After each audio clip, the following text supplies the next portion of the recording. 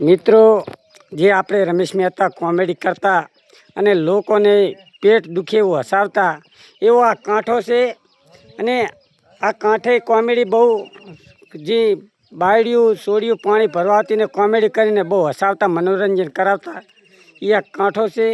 આ નરેશભાઈ કનોડિયાનું ફિલ્મ ચાલુ થયું હતું. જ્યારે રમેશ મહેતા નરેશ કનોડિયા સની લેતા બહુ મસ્ત ફિલ્મ હતા.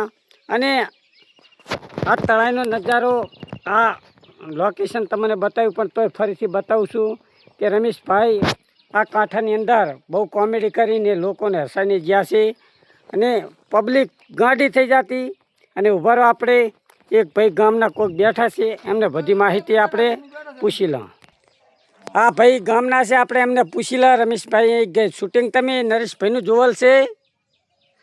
નરેશ કનોડિયા એક ગામ તમારા? રમેશ મહેતા જોયેલા હે, મકડ ચડે હે, શાક ગાંઠિયા અમે ખાતા હતા, મજા આવતી. નરેશ કનોડિયા ભેગી અને રમેશ મહેતા ભેગી મજા આવતી.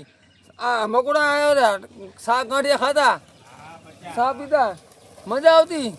તો અત્યારે શું કરું કે નરેશ કનોડિયા ત્યાં ગયા, કોઈ જડતું નહીં, અમે બેઠા છે, ત્યાં બેઠા છે. આ શું કરું કહો, નરેશ કનોડિયા ખોયા, બધા ખોયા.